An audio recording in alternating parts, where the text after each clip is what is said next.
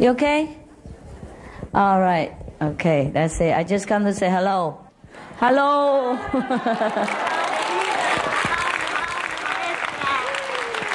No need. No need. Okay, now sit down, please.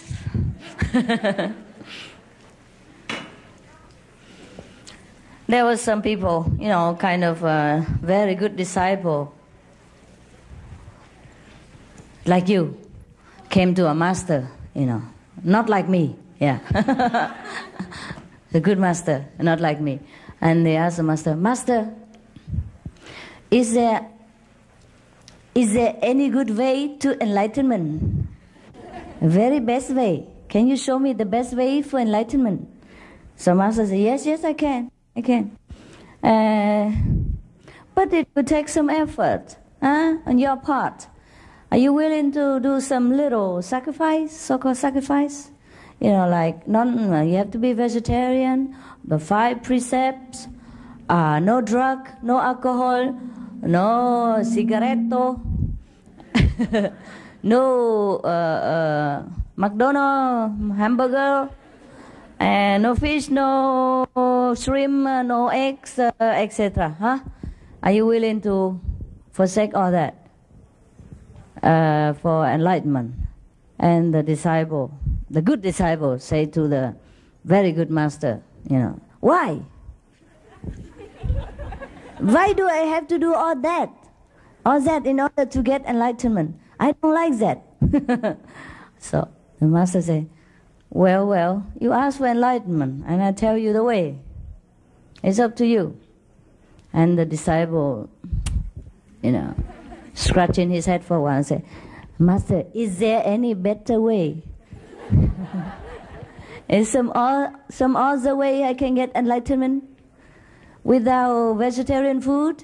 Could I eat meat, hamburger, all that, fish, and still, and then I can smoke, and I take drugs whenever I want, just for experience, and can I, do all kind of things the way I want, because God say I have free will, God give me free will, why should I not do this, not do that, and I cannot do anything? Is there any better way? No need vegetarian, no need, the 5 precepts, and no need, what else? A meditation even? Yes. Is there any better way, quicker way, more convenient way? Master say, I will tell you if I find such a thing later. If I find some, no effort, no meditation, no vegetarian diet, no precepts, then you can just get enlightenment for nothing. How about that? If I ever find such thing, I'll tell you. For now, we have to be satisfied with some humble effort, on your part, like the vegetarian diet and the 5 precepts and the meditation and some other effort like group meditation, and adhere to the teaching of the old masters like Jesus, Moses, Buddhas, Muhammad, whomever you choose in the past. The same teaching that we will have to exercise here, because other masters haven't found anything better. So I also cannot find anything better for you except all this that I am telling you. You read any Bible, the Christian Bible, the Buddhist Bible, the Quran, the Sikh Bible, the Sikh Granth Sahib, say the same thing. Say the same thing. There's only one way to enlightenment. That's a correct way. There's only one way to live our life. That's a virtuous way. Right? There's only one way to be yourself. That's a noble way. That we cannot be animals and then become Buddha at the same time. Even though animals have Buddha nature, but they are sleeping. The Buddha nature is sleeping. So when we want to go to the higher level of ourselves, we have to do a little bit trimming. I told some people in India last month when I was there, or was it last week? Last month. and I was invited to India. It was a very funny coincidence. First, there was another spiritual group with Dada something that invited me, all right? And then when we got there, we saw Dada photo. Yeah, at the end, never mind. It's not that we discriminate or anything. Just that sometimes people give us some mixed salad sometimes. You know, you don't know who invited you. Nevertheless. And I told some of the Indian people there, our disciples and the Indian people, that even though we are all God, stones also have got quality, nature, we all heard, yeah? Everything came from God, and nothing that is made into being, this is not from God. We all know that. But now, as a human being, we have the opportunity to climb to a higher level of God consciousness. That's all. The reason why we do not exercise our willpower, our free will, to do anything absolutely the way we want, is because doing that, we will stay here in a lower level of the scale, in the lower half of the scale. And the other half of the scale of God consciousness, we do not know. We are all here already. And that's why we do not continue to do that. Do anything you want, be a criminal, taking drug, alcohol, meat, whatever you like. That you can do because we have free will. But that is a lower scale of God consciousness. And we are here already. We know it already. We experience it already. We don't want it no more. We want something more elevated. And that's why we have to forsake the lower way of living. And that's all. Not that because you live in a lower way, you are not God. You are by all means. We are all God. Even animals are God, trees are also God made. And is a part of God. And we are also more part of God. But nevertheless, we sink into a lower level. So, in order to know the complete self, the total God, we have to know the other half. It's not that we do everything and then we become a total God. No. We already do everything there is that we shouldn't do up to now. And we know only the other lower half of nature of God. That's why we suffer. That's why we couldn't think straight. That's why we couldn't know what to do for the best. That's why our life is such a mess and a misery. And the world as it is. Suffering, war, and fear and lack of everything. Even material comfort. Don't need to do more. If we want to know the whole being of ourselves, the whole God, the totality, the sum of God, sum and total of God, then we have to do the other half. We have to learn to know the other half, the higher half.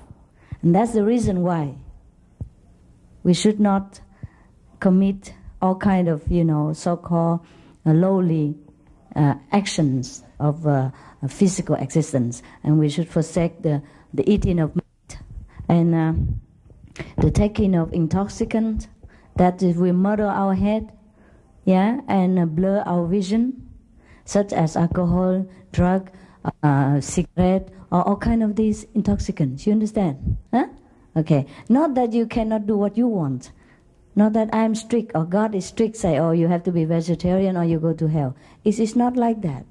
It's all our free will that we want to know the total God now, from today, that we got initiation, that we vow to be a more noble being. That's all our own free will. See? So sometimes we get mixed up with this. Very mixed up here. We thought, oh God, if I am God, right? If you are God, everybody is God, then we're free to do what we want, right? Because everything is God anyhow. So what's the problem? Why do we have to be vegetarian? Why do we have to keep the precept? Why do we have to do this, do that? More noble, what for? Everything is God anyhow. Everything is God, but we do not know everything yet. Right? We only know the lower level of physical existence, the physical manifestation of God, And that is why we have to know the other half in order to be totally God, to be one with God.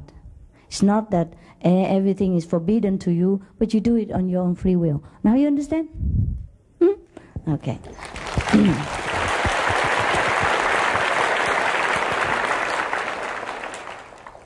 Yeah, if we don't understand this, we get very mixed up.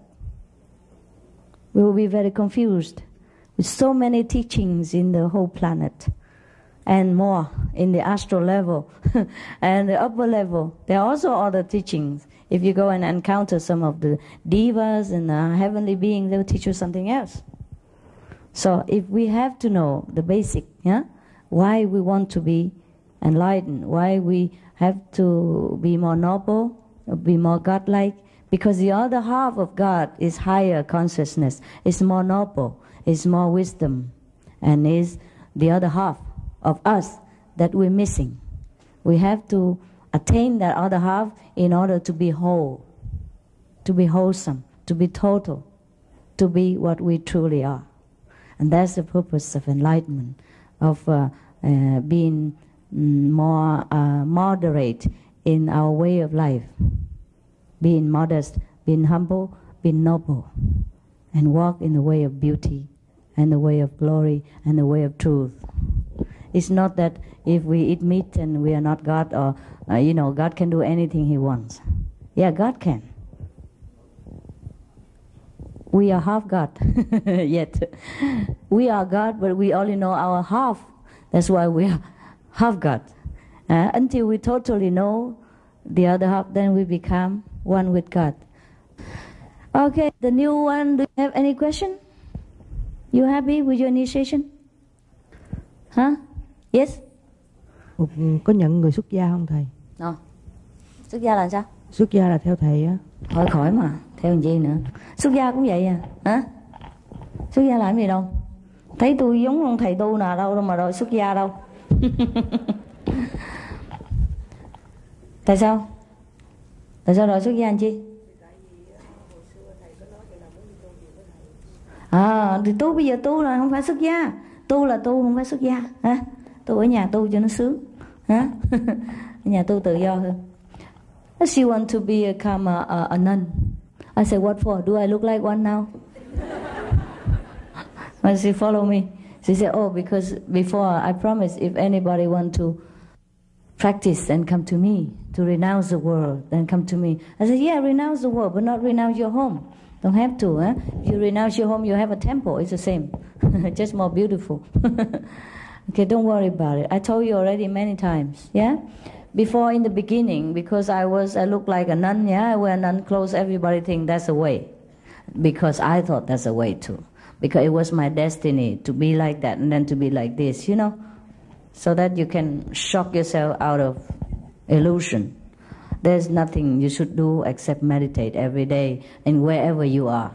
And do whatever job is required of you. Take care of your family. That's all there is. No need to go from one place to another. Hiểu không? It's okay if you want to be a nun, but don't have to change now. If you're already a nun, stay there. If you're not, just stay there. Yeah, really, it's more convenient to practice what you are, no? Changing is a lot of trouble. And then your husband will come run after me and scold me. Yes. The reason why I don't wear nun's clothes anymore, because if I do that, so many people just run after me and change their appearance, and thinking changing appearance will change your consciousness. It's not true at all. I tell you now, it's not true. I don't tell you lie, because God is above. Yeah. But a renunciate life is not for everybody also. See? Not for everybody. To renounce in the heart is more difficult. And to renounce outside is secondary. If you can, it's very good. But at the moment, I do not want to stir up your life. Stir up trouble for your life. Because once you be a monk and nun, and your family will cry, and your mother, father, and that bother your head. When you sit in meditation, a lot of people cry, and they curse me too. Right? No? Oh, I used to suffer a lot. explaining a lot. Say, no, your daughter is fine. I take care of her. She's just a nun. There's nothing else. But they don't take it, you know. So I just forget it, you know. Like this is better. It's not better, of course. If it would be more idealistic, you know, if we can have a big community and everybody become nun together, you know, this is also nice. Very, very nice. It just is not very practical in this life. Except those established order, you know, like Catholic, Buddhist, you know. And then you have to go into a temple. And you have to do exactly what they do. Huh? If you don't, they think you're weird nun. And then we'll be in trouble again. Yeah, it's true. Huh? And then, no end to it. Forget it. I think we should just renounce inside. Huh? If you already can be a nun, it's fine. But don't blame it on me. Say, oh, I follow Master Ching Hai, so I became a nun. You do it yourself. Huh? Go and find a temple and find a monk and then shave your head and then do what you want to do. I did that. It didn't work very well. When I go through airport, they search me all over, you know, and it's very tickling. Yeah. Huh? What? A lot of space? Oh, yeah, need a lot of space. And a lot of people, you know, stay away from me, you know. Oh, when I went to Hong Kong and I have my bald head, oh, they run away from me. Because in Hong Kong, people like to gamble, you know. And when they see your bald head, I mean, you lose everything. Some people believe like that. I just run up to somebody, I ask them address. You know, at that time I was a Tibetan nun even. Oh, God. Worst kind, all colorful. You know, more eye-catching, you know. And I just went to Hong Kong.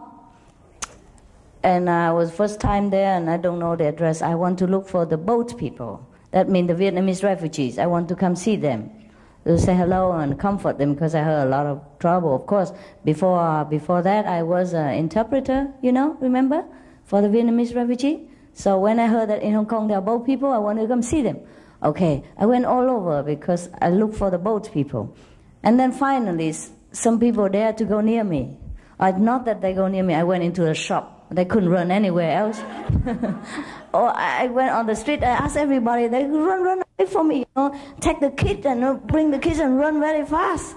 And later I asked some, I went into a shop, you know, jewelry shop, and the guy cannot run anywhere because he had to keep his eyes on his jewelry. So I asked finally, and then the jewelry shop owner, he showed me where the boat people are. But that's not the Vietnamese boat people. It's the China boat people. It's the Hong Kong boat people. They live boat. Yeah, the fishermen and the merchants who sell things on the boat, and they live on the river. No, in some countries there are people like that. In Thailand also people like that, and they call that boat people in Hong Kong. Oh, and then I went there and I go, oh, I talk Vietnamese, and they nearly throw stone at me, you know. Yeah, because they don't know what I'm doing, you know. They're all excited. Mạnh giỏi này kia, lại đây chơi này kia.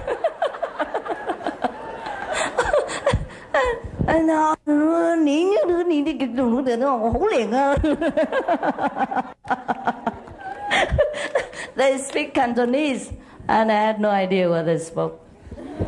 Okay, so the jewelry, you know, because he has to keep his eyes on the jewelry, he cannot run away. So I asked him. And then he showed me. But then I asked him why other people run away from me. I'm a nun, I'm good. I bring good luck, no? So he said, not in Hong Kong. Hong Kong people like gambling. And if they see you have nothing on your hair, that means they lose everything. You see, a nun, I mean, whatever you have will be none left. So they're so scared. You know, it's a true story. You know, I could make a movies out of it. You don't believe what I have to encounter a lot of time. A lot of things are unbelievable. You know, you would have thought you are a nun and the Chinese people believe in Buddhist, right? Buddhism. So they wouldn't show this kind of reaction, but they did. Very funny sometimes. And another time I was in India and I wear Indian monk's robe, sannyasa, pink. And when I went through the Muslim village, they throw stone at me. Yeah, because I'm not Muslim. There's so many people with their preconceived ideas. You see what I mean? So even if you are nun, if you look different, you make trouble for yourself. I don't say nun's life is no good. It's a very good. It's a good, perfect protection for yourself, and a symbol of purity and dedication to God.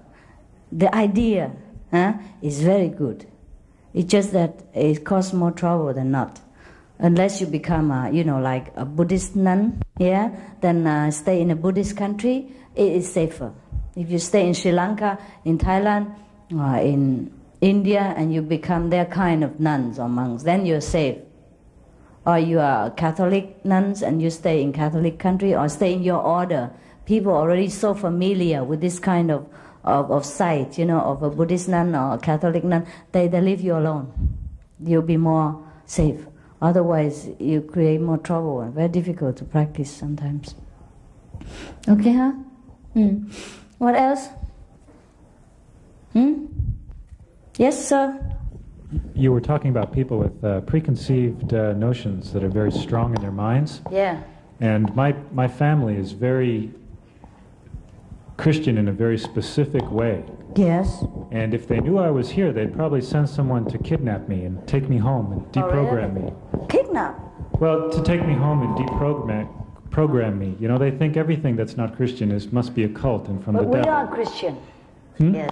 That's the problem. They don't know we are very good Christian. So my question is, what do I tell them? Like, for instance, when I was getting ready to come here, they say, "You're going to miss Christmas. Where are you going?" Oh, I see. So it's difficult to explain without creating a big family scandal, because I don't want my mother to spend the rest of her life praying to get me out of this group. Oh, God. Yes. Yes. So just say you come to celebrate Christmas with your friends. Show her the picture. Look at all that. We are Christian.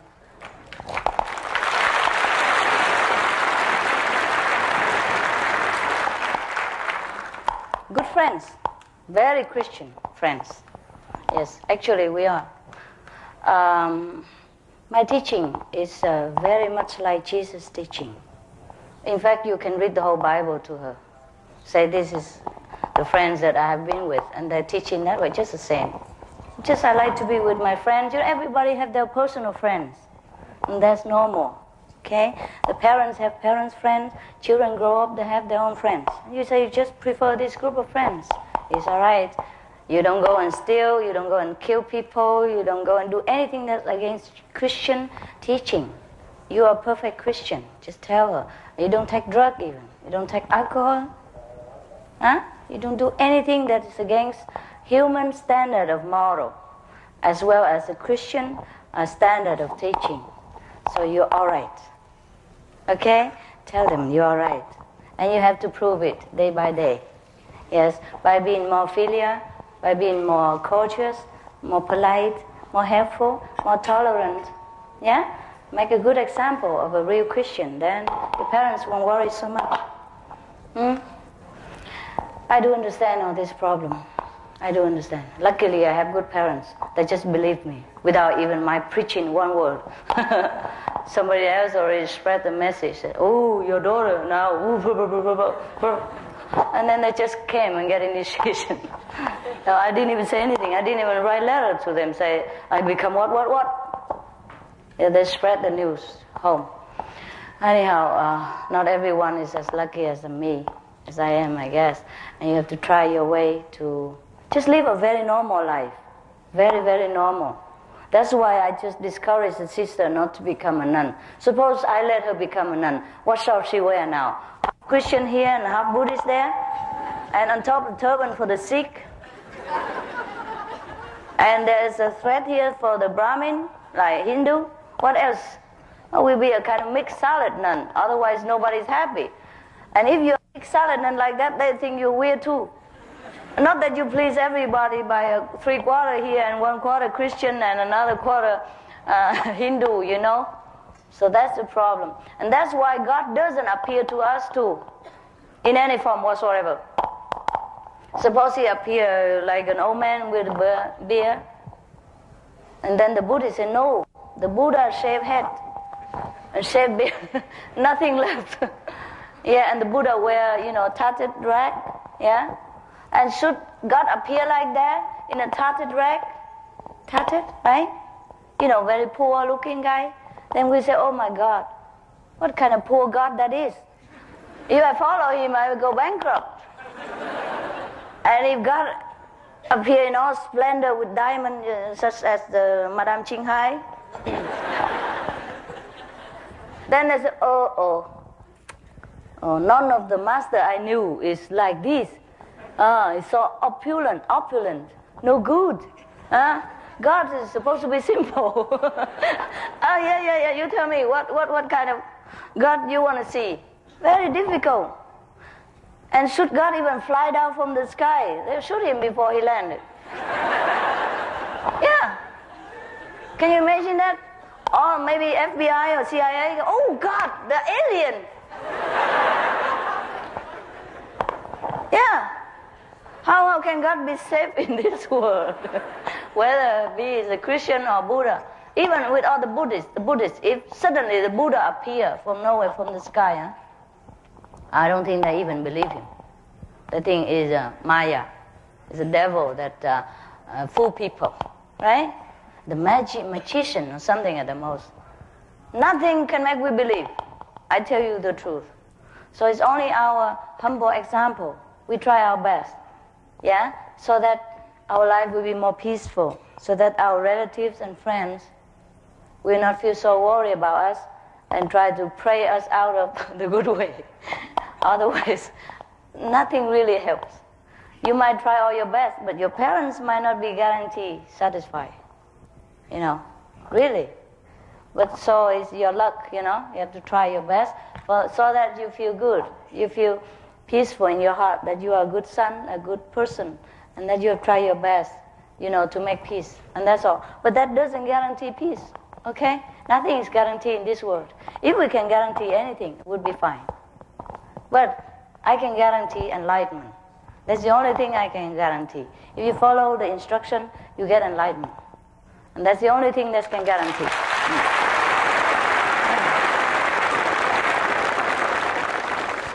Some more question? Can you explain about in eggs? Egg? Yeah, in eggs. Okay.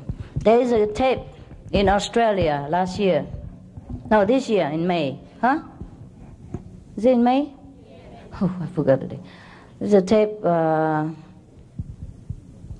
in Chinese or something. Was it in Chinese? Talk about egg. When somebody eat egg, the blood, the body become very black.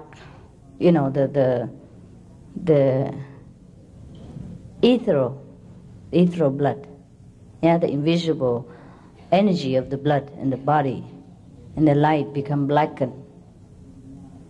That's why most of the black magician, actually you can see it, one of our initiate, when she meditates, she saw that.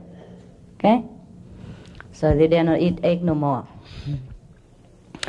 Egg has the potency, yeah, to draw the negative energy.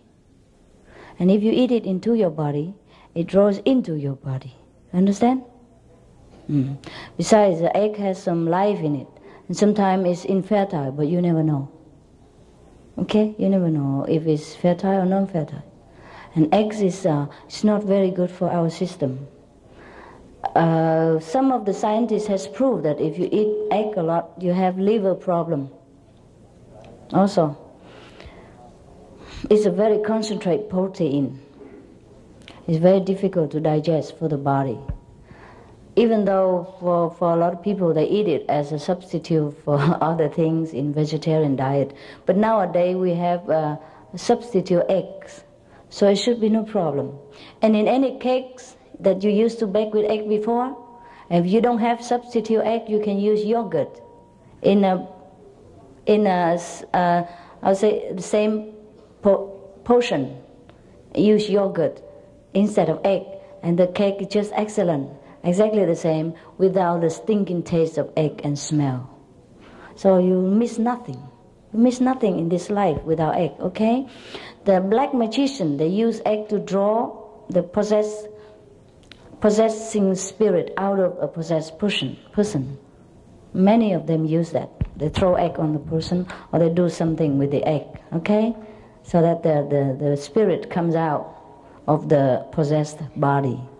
So we don't want to draw that into our body either, okay? Whatever I teach you is for your own good. If you don't want it, you can try and then you know the difference. Actually, egg is thinking. How you eat it? I don't know. After a while, you cannot like it.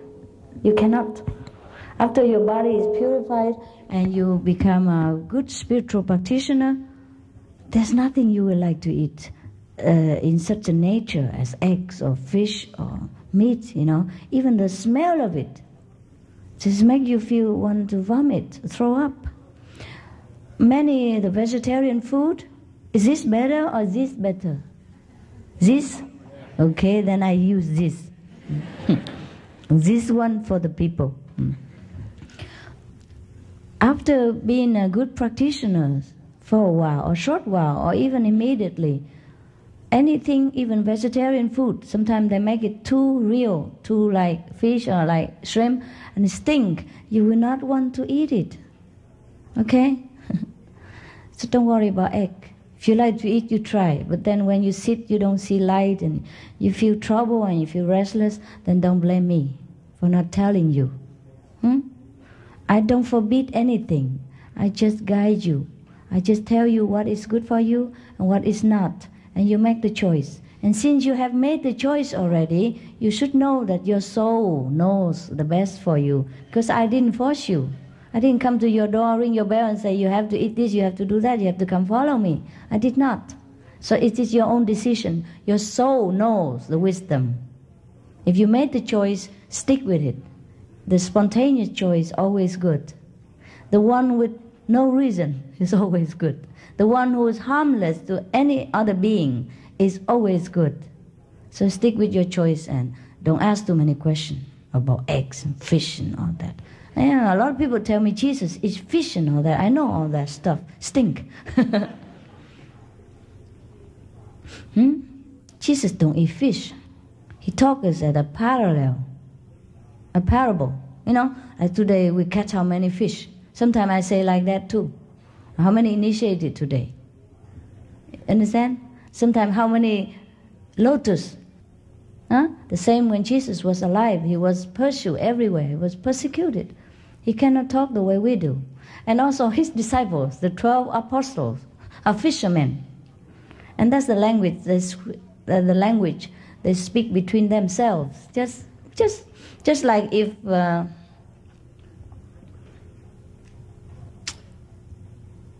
don't know.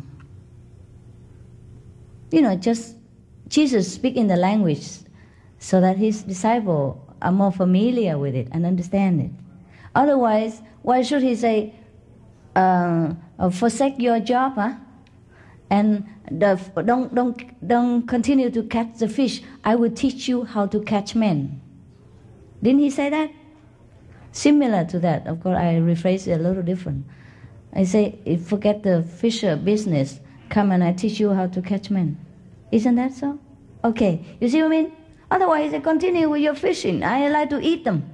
And then meanwhile, you help me with initiation or things like that. He say, no, forsake your work. Forget it. Go with me.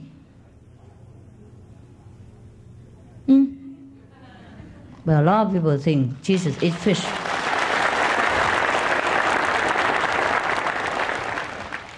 The poor Son of God couldn't say anything anymore. He's gone. And we say anything we want about him. He say anything so clear in the Bible, you know. Don't be among the wine drinker and flesh eater. Flesh including fish. Not the flesh of the fish, also flesh. Okay? And he say something like, also in the first chapter or first pages of Old Testament, God made every food for all living beings. See? He didn't say he make animal for men to eat. He said for us to rule over them. And they will be our helper. Yeah? We can rule over them. But he say, I make all the fruit in the field, all the herbs that's beautiful to the look and to the eyes and good to the taste, that shall be your food. He didn't say animal included. Did he say that? No. He said he made food for animal too. And he made food for man. Food for man is a fruit on the trees that is pleasant to the eyes and good to the taste. And all the herbs in the field, these shall be your food. Okay? Anyhow, study the Bible is enough to be vegetarian. I'm surprised why the Christians are not. Really. All the things that God say in the Bible, forbid the killing, forbid the eat of meat. Who tell you to kill all the sheep and the he bullocks to make offering to me? Your hands are full of blood because of the killing of the innocent. You have to repent, or else I don't hear your prayers. I'll turn my head away. Isn't that clear enough? If God say that, we shouldn't eat anything at all that does have blood on it. Fish has blood too. Fish is not vegetable. Fish is not the fruit on the tree and the herbs in the field. Some people ask me a very cute question. A fish vegetarian too? It's not a vegetable, is it? Yeah. Funny, such intelligent men and cannot answer that question themselves. All the component of the fish, their life and the activity is nothing indicate a vegetable. Biologically speaking. It's not. Okay, next question. My most respectful Supreme Master, thank you for giving me a chance here for initiation. My whole body and all the cells are prepared for this initiation, and that's why I start eating nothing for one day, and I'm going to take this upavas for as long as this retreat lasts. Do you encourage me? You don't eat anything? Yeah. For all the retreat? Yeah, Did I tell you to do that? No. Then why you do that? What for? I was told that by reading your books, you suggested maybe at least one day in a week, one should not try to not eat anything, right? Did I say that? Something like that. Did I? Maybe I did, but I forgot. Did I really?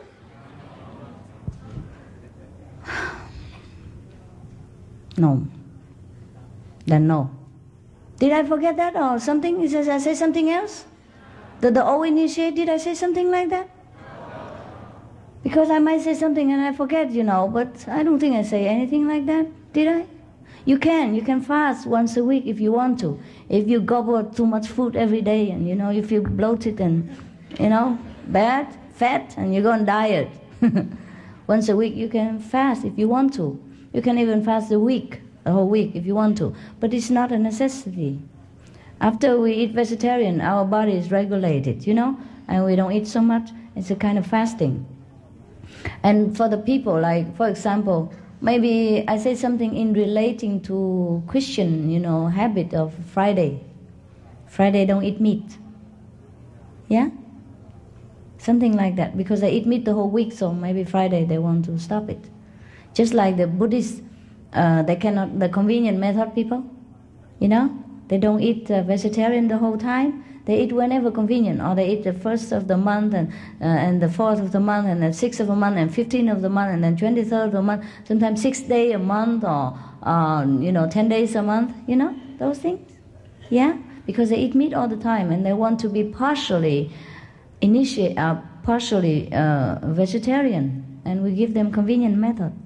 Maybe it's like that, okay? But if you are vegetarian, you don't eat that much anyhow. After a while, you eat maybe twice a day, once a day. You don't bother even that much about food.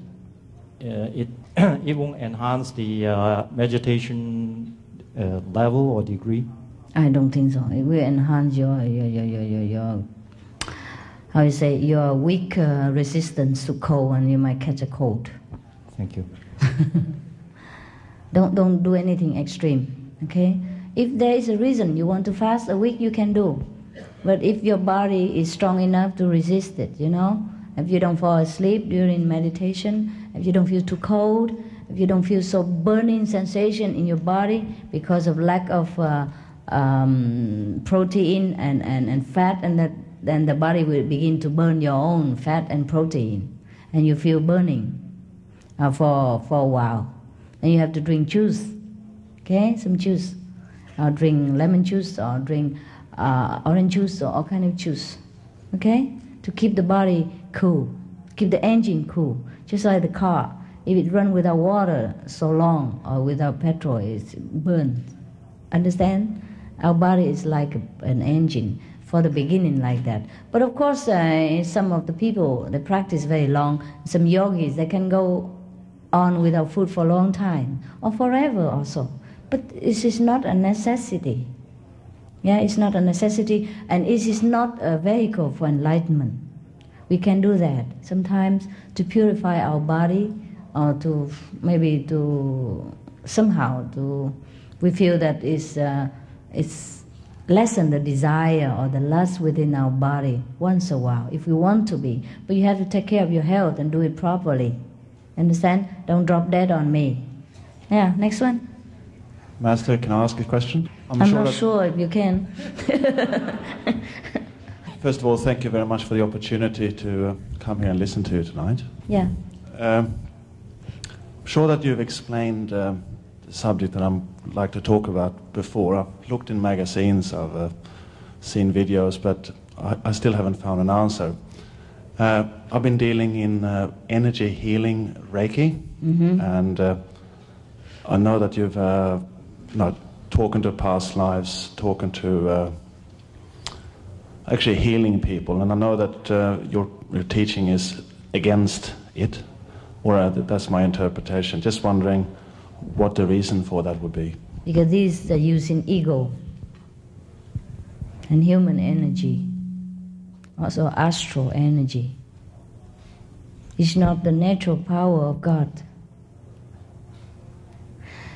The natural power of God is like this.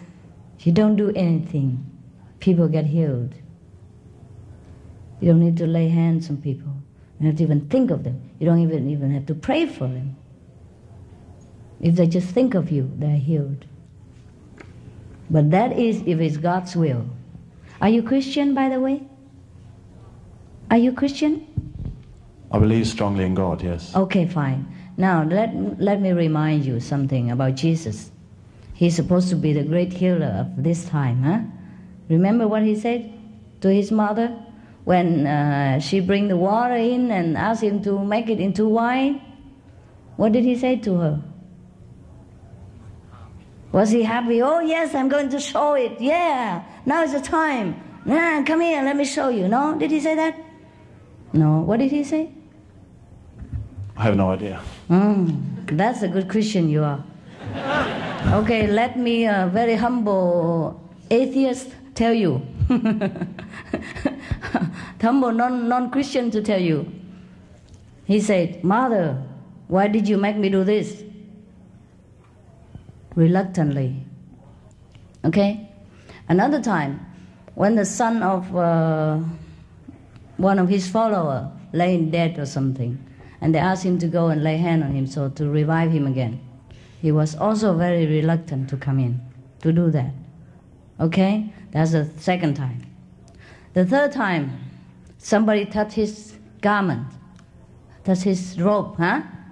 And she was healed of a very serious disease. Remember? You remember that, huh? And then she thanks him profusely. Remember? That you remember. I do remember that. That's good Christian. And what did he say to her?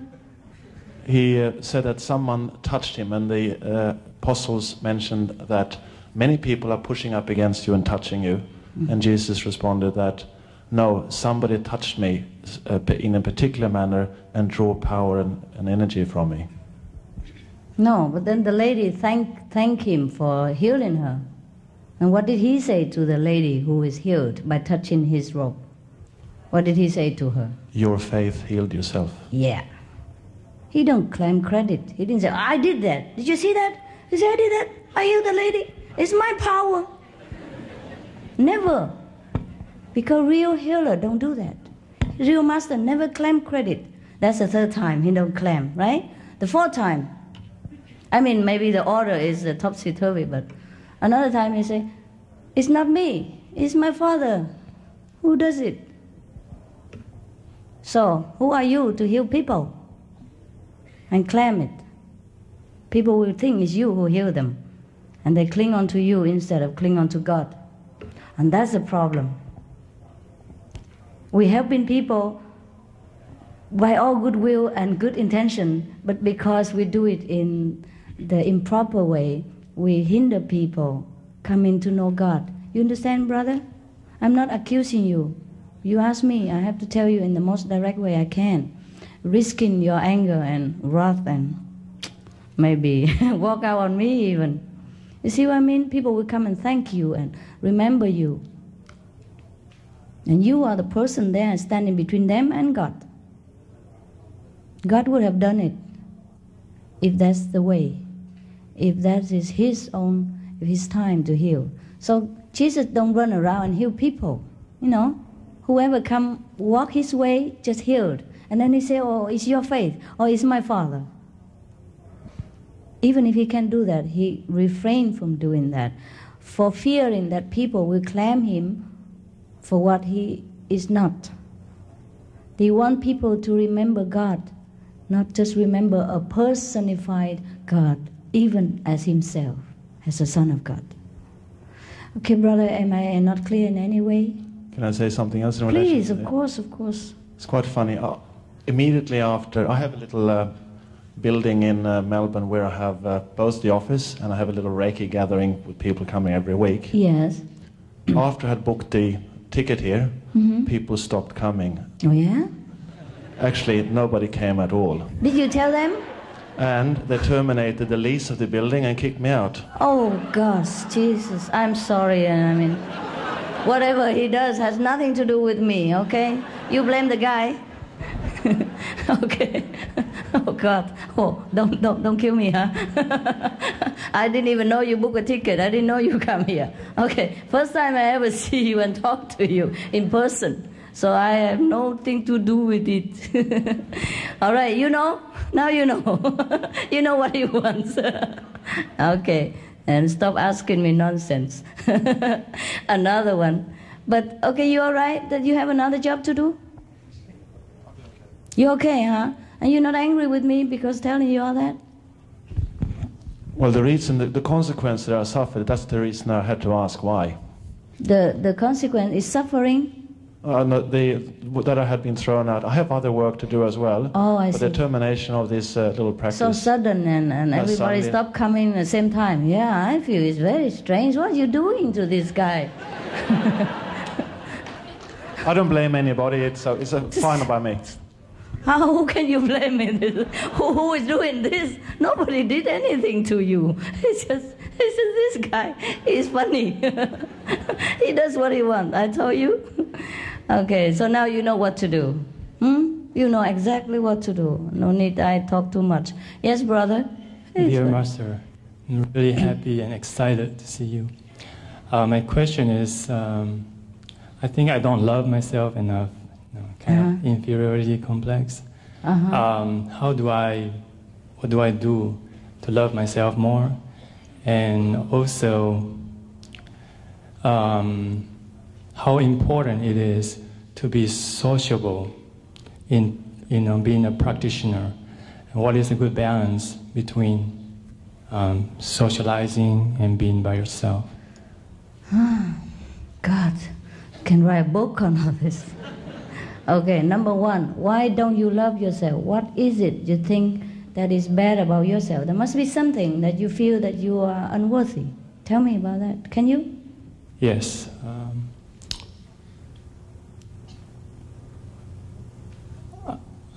Just approximately, if you're shy, don't worry about it. We all have problems, really, including myself.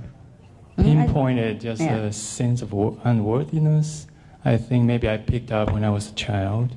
And I was very concerned about my appearance, for example. Okay. And people say I look good, but I feel no, I don't look good, and things like that. Oh, you're good looking. Is he good looking? Yeah, you're good looking. But that's not important. It's not important. Yeah. I know it's not important, but somehow that inferiority complex. Is it childhood? Is childhood? Pardon me? Is a bad childhood that affects you? Not really. You say you picked on as a child? No, but I was just kind of shy. You're shy? Yes. Oh, there's nothing wrong with that. I'm shy too. Look at me. I was very shy. I still very am. I'm just more used to with the public now. You don't know me before. I don't talk to people. Really. I'm antisocial. Now, when I was in so-called many ashram, a lot of people come to see this master and that master all the time. I'm always keep to myself. I don't know what to talk about. And when I was married, I hardly can talk to my husband. I mean, sometimes I see him talk to his friends and all that, and I say, oh, I wish I could talk half that much to him. I just don't know what to talk about. You see? So when the time comes, you will do what is appropriate. There's no need to worry about it. If God wants you to talk a lot, you will. Even if you tape your mouth, you have to talk. Nothing wrong with you. You good looking? Are you married? Oh, maybe you find Mrs. Right sometime and you'll feel better. Yeah. There's nothing wrong with you. Is there anything wrong? Bad habit, something? Some. Oh, we all do have. We all do have. Huh? What? We all do have bad habits.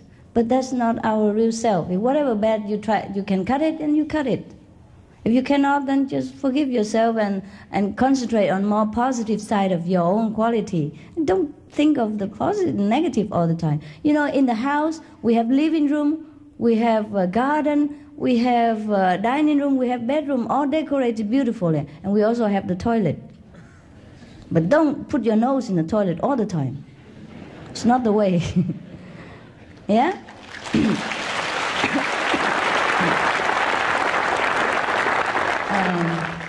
About socializing. If you can be sociable, agreeable, that's all right. Otherwise, just smile. Yeah? Wherever you go, people smile at you, just smile at them. If they don't smile at you, just smile at them. It's okay. You don't have to talk. You don't have to always go everywhere and try to make this friend and that friend. Let things happen naturally. That's very normal. A lot of men and women are shy like that. But there's no problem with you. You're okay. That's it. What else? Since you mentioned girlfriend. You have one? You have one?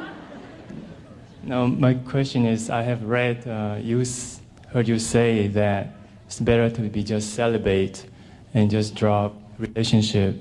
No, I say that. Saint Paul say that. I mention Saint Paul, in the Bible.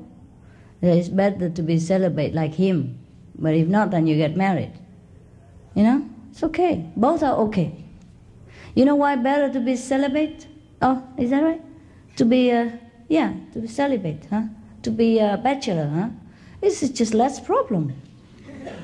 That's all. You don't have anyone to quarrel with. Huh? When you go anywhere, you don't have to report, I'm going where and what time I come back. And woe to you if you don't come back on time. That's a problem. But there are other things, like you have companionship. You have people to share with you your sorrow and your dark moments and your depression and your joy, see? Yeah. Sometimes when we watch movies and we have a good friend beside and we can laugh together, it's more fun than when you watch it alone. For example, like that, see? So the companionship is the thing that people seek in marriage or in loving relationship. Yeah? It's not because of the physical need, or it's not most of that. It's not. Maybe in the beginning you attract to each other physically, but it's not the physical really. It's the inside of that person that draws you, or the karma of the past life. So if you have a companion, it's okay. If you don't have, it's okay. Whichever way you prefer, whichever way you think simplify your life, and it's better for you to practice, then you choose that way. There's no preference in our path, okay?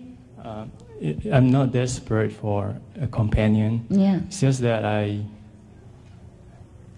can't help but look at women. Oh, why not? Why not? They look at men too, don't they?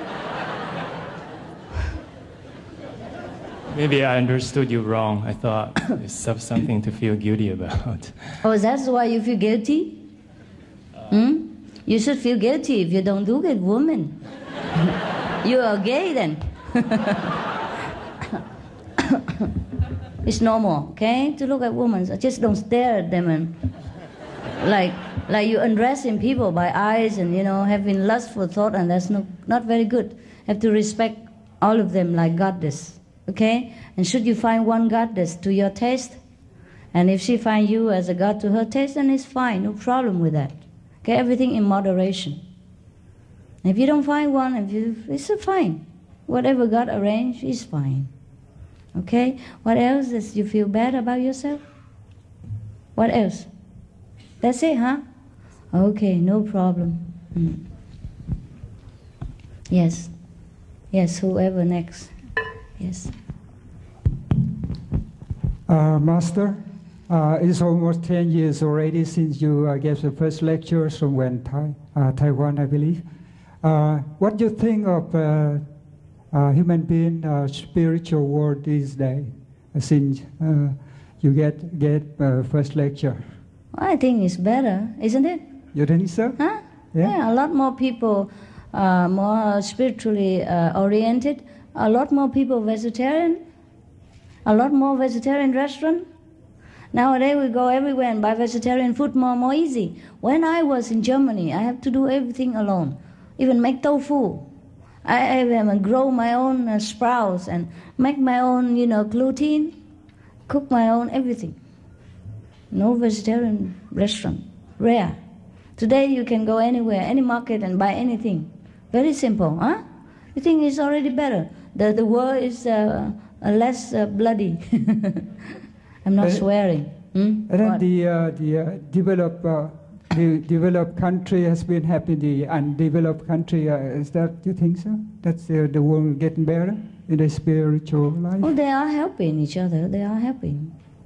A lot of countries, they have conference with each other and try to help each other. They do. They're doing it, in their way. You can't rush things with these people. Even the president cannot decide everything alone. He has to rely on Congress, and lobby and all kind of things.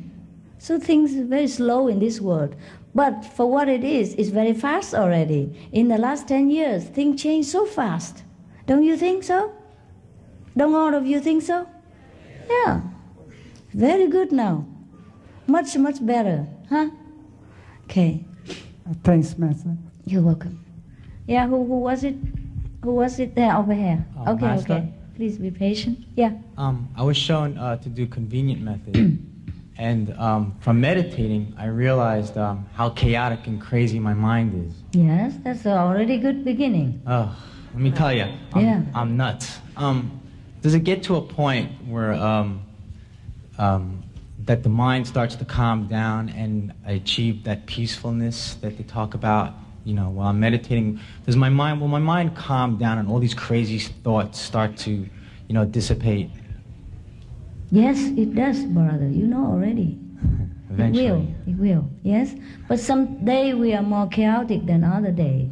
It depends on whom we are with, or what movies we watch, and what kind of argument you had with your girlfriend or wife, whatever. Also, it will be, replaying here, and then it could drive you crazy. But after you meditate for 20 or 30 minutes, the chaos will, calm down and dissipate, and then you feel more peaceful. And as the days go by, less and less quarrel, and less negative memories, and then your mind will have nothing to remember but good things. And then it has the food from spiritual nourishment, and then you become more and more calm. Of course, that's why we meditate every day. Or else I tell you, get initiation, become a Buddha, die, finished. No need to do anything else. See? We have to do it every day because we interact with a lot of people and a lot of situations, and that's what makes our mind crazy. You are not nut. The situation in this world is nut. And make us feel like that. Okay? It's good to hear. I thought I was crazy. No. If you are crazy, I'll be before you. Yeah, terrible this world sometimes, huh? Everything make our mind, go on berserk. Huh? Sometimes we watch just the movies, and go home and just keep thinking about it all the time. Yeah? Even scary movie make us have nightmare. It's okay, just forget it. It's all illusion. Yeah? The main point is we meditate. Yeah, and get a better memory every day. And then all the negative will go away. Hi, Master. It's wonderful to be with you here this evening. Thank you. I have a dilemma, and it's between myself, who I am, and my profession. I'm a lawyer. Yes. I represent large companies, corporations. Yes. We don't sue, we end up being sued.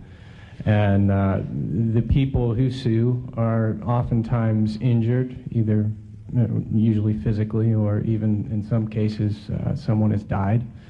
And my job basically is to make it so the company doesn't pay any money. And a lot of, oh jeez, thanks for the support. Wait, this is a lawyer job, what? The dilemma that I have is that many times I look back on what is a success professionally for myself is troublesome, because I feel like in many occasions there are people that have deserved to have received some sort of payment and didn't because of my actions. Talent, yeah.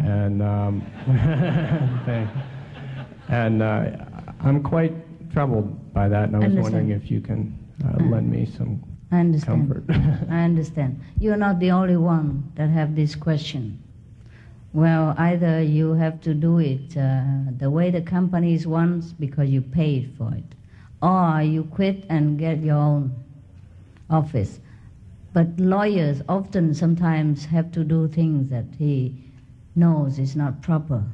And if he does it too often, then he forget that it's not proper. And then it become a habit. So it's up to you to do it the way you want, or to do it the way the world wants. And you choose between your conscience and your payment and your fame. Did you watch Devil's Advocate? Unfortunately. You did? Yes, we Good. saw. And did you watch The Rainmaker? I haven't seen that one. It's similar. Go watch that. And then you have your own answer. There are many other jobs to do. Also, you can teach in law school. But then also in terms of breed all the lawyers. I'm breeding more. Yeah. There's a bad joke about lawyers all the time. Let me share with you one so that you don't feel so bad. Because a lot of people feel the same way as you do. Because they came out very idealistic, the lawyer, the newborn lawyer. They feel idealistic. They want to fight for justice. They want to, defend for the weak and the needy. But then situations force them into doing the opposite ways. And many times they come home, don't feel very good. Yeah, they don't feel the money they earn is all clean and pure. Okay, let's talk about a joke and, don't be so serious. I don't know if there are other choice for lawyer or not. Maybe you can open your own corporation. But so many competition, huh? There's a joke about the lawyers. There are the fight between heaven and hell. The hell beings are very good as, invading the frontier of heaven. Every time they just put the borderline, upward, and then they invade the heaven more and more, and the hell expand and the heaven becomes smaller all the time. And so all the angels, they gather together and want to fight back. And so in order to do that, they have to go to the court. And in order to go to the court, they need a lawyer. So eventually, they say, oh, just forget it. We cannot do anything about it. And the hell being keep telling them, huh? You good? You come down. Come down, we go to court. And see, we are right. And the heaven say, okay, we give up before you even say anything. And the hell being say, why? You know you're wrong, right? The heaven being, the angels say, no, we know we are right, but we don't have any lawyer here to compete with you. They're all in your side.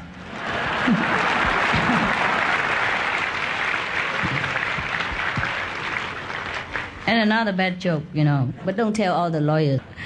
I read it in, read the digest or whatever. Your American literature. It's not my fault. I didn't invent all this. One time, the priest, the Christian priest, father, went to heaven. And then St. Peter came out and greet him and give him a motorcycle to run around and a small house, a mobile home to live in. And then the priest was happy and run around and live in his mobile home, because being a Christian priest, he was taught to be humble and renunciate in any way. So he didn't care.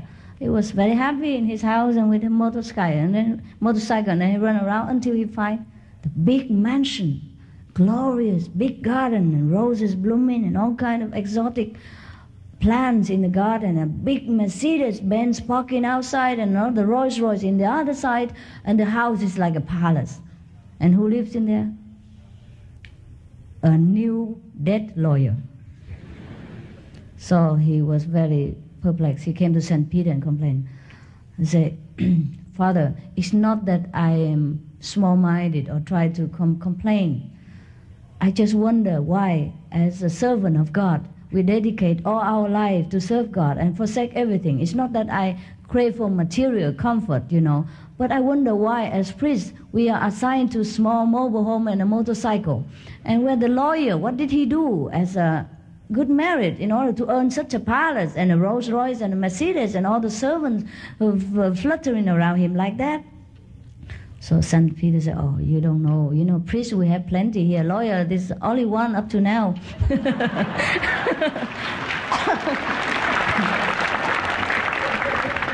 That's enough for you, huh? Okay. Very difficult to be successful in this world and to keep our standard at the same time. So it's up to you to choose your way of life. I cannot tell you. As long as you're paid by the company to defend for the company, you have done your good job, because that's what you're paid for, and you're faithful and loyal to your company. Nobody can blame you for that. But on the other hand, your conscience will tell you that that poor employee have nothing left. Yeah? After he die or he have accident, his life finished. His family future is darkened, and your conscience will not rest. And that's what's the problem. Not that you're wrong, or not that the company, not that the person is right. It has nothing to do with that. As far as your job is concerned, you have done excellent. That's what you have to do, because you're paid to do it. So you have done well. But it's up to you now to choose between being a successful lawyer and a conscientious human being. All right? There are other jobs to do. Yeah. Selling tofu outside. Delivering pizza. The problem with us is that once we climb the ladder of success, it's very difficult to stop there or climb down. But very easy. Very easy once you renounce inside your heart, knowing that a clean conscience and a peace of mind worth every piece of gold in this world. Then you decide. We don't have to live in Beverly Hills. We don't have to live in Capitol Hill. We can live in a mobile home, which is very cheap. And the second-hand mobile home costs about $20,000 or $15,000 or sometimes $10,000 or $5,000. And you don't have much to clean. You don't need to servant once a month or once a week. That's what I do. Huh? I'm living in a mobile home right now. If you laugh at me, you can. I can afford more than that. But at the moment, it's not necessary yet. Understand? I could have a bigger house. Then I have to depend on a lot of people for cleaning and filling the house up and mowing the lawn and all that. This a lot of unnecessary expenses. It is a privilege and a prestige to live in a big house, to have a name car and all that car, if you can afford it. If you cannot, a second-hand car will do.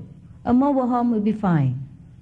You feel very happy when you don't have debt to pay, when you don't have anyone that blame you, and yourself don't blame yourself for any wrongdoing. That is the best mention that you can ever have for yourself, the peace of mind and the clear conscience. I tell you, that's why many masters tell you to forsake the world in order you can gain heaven. Whoever cling to life will lose it. Whoever forsake life will find eternal life. That's the meaning of it. We are too bound with material comfort and must and do and don't. And we forget to liberate ourselves from all this. We don't need all that. You don't need to go to Beverly Hills for a party. Yeah? We can forsake them all. We can leave all the friends that is posh and rich and make us feel competitive and make us feel we have to forever claiming to be like them. You don't have to. After a while, you're tired of party. You're tired of big friends and names and all that. You just like to stay home and be in your own room, small room even fine. You meditate. And you feel so good inside. You don't need any material show off than any job we do. Because we don't depend on job. We don't depend on fame and prestige to live our life. We depend on God. We depend on the inner tranquility and the clear conscience. That's why Jesus said, blessed are the pure in the spirit, for they shall know God. You have to become like a child in order to enter the kingdom. That's what it is. We cannot become a child if we always forever having to strive to be like next door. Yeah? To go to this and that party because of so many names are there. And we have to be somebody also, or else we are nobody. We cannot go there. We feel ashamed. We should not feel ashamed. We should feel ashamed if we do something against God's will. If we are not a morally equipped person, if we are not conscientiously noble, you understand? Then we should feel ashamed. We never should feel ashamed if we lack material means, if we live in a humble house, or if we have a second-hand car. Should never feel ashamed. So that's what binds a lot of people. That's what makes them stick to position and work that against their own conscience, against their will. And they suffer so much internally. That's all the goal in the world cannot make up for it. And then they feel sick. They will feel, later, they will feel, all the sickness will boil up into cancer and all that kind of thing. It's not worth it. I'm just telling everybody, not to you, dear brother. Please don't be offended, not to you alone, but because your good question had brought me into this opportunity. By the way, I just remember I'm telling people what binds them and what can liberate them. It's okay, huh? I didn't offend anyone. Huh?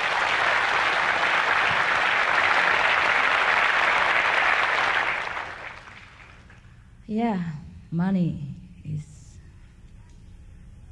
a poison.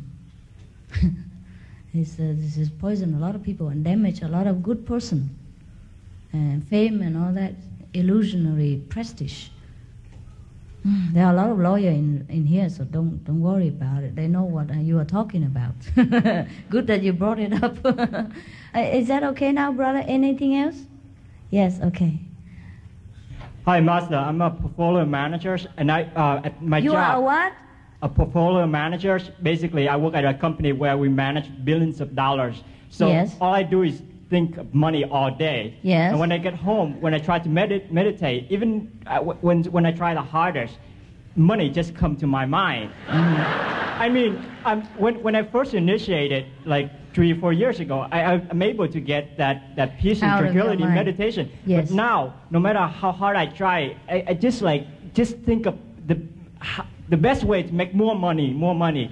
And it's really hard. I want to be successful in work, but at the same time, I don't want to lose my spiritual practice. Yes. And I even thought you teach that we could do both successfully in life, but I'm having really hard time to reconcile how I can do that successfully. Oh, and really? just like with the lawyers, other people working, how can you do successfully in both? It's really hard. Because, well, what's wrong with managing the money? I don't understand. What do you have to do? Because we invest a lot of money. It's just like thinking way of how to invest and how to make money, or how to take other people's money for your own advantage. But I mean, basically, it's just a way how to make more. It just make my brain think of making money all day. And when I get home, I have a hard time to put that aside and say, okay, this is a game, this is an illusion, and go back. it's hard. I don't know how to do that. But you meditate with money all the time? I mean, there's no way you could just leave it for a while and think about it later? I try, but you know, but sometimes or all the time. Sometimes you think of money in your meditation, or all the time, every day, every minute of the meditation? No, not all the time. Even when I recite the 5 names, even when I do work. But most of the time, when I don't notice, occasionally just money come back to my head. Oh, that's all right. Or way of how to do. Okay, you know, it's all right. This is your work conscious. It's like when I'm focused on something, I'm just like, it's always come back to me. And it seems like these days that I'm not focusing on, I'm having a hard time focusing on my spiritual practice, but more on my aspiration of what I want to success in life. And I don't want to lose the other part. And I don't understand how I can achieve both successfully. Oh, just hang on. Just hang on there. Hang in there. One day it will change. When you're fed up with it. When you had enough with money. Well, if you want, you can change the job. And if you don't want, you just stay there and hang on to both. As much as you can. Well, what can you do? You cannot forget your job, you know. You know, whatever we do before the meditation, it will go in the meditation for a while. And after 20, 30 minutes, it will calm down. Sometimes it doesn't. Then you have to try another time. And you try more. Okay? Try more the Kuan Yin, the sound method. Thank you. You're very welcome. Okay, any other question? After dinner, okay? You have to go eat, because we have to regulate and we have to wash the dishes and all that, and the people have to get initiated. I see you later, okay? You can ask me again.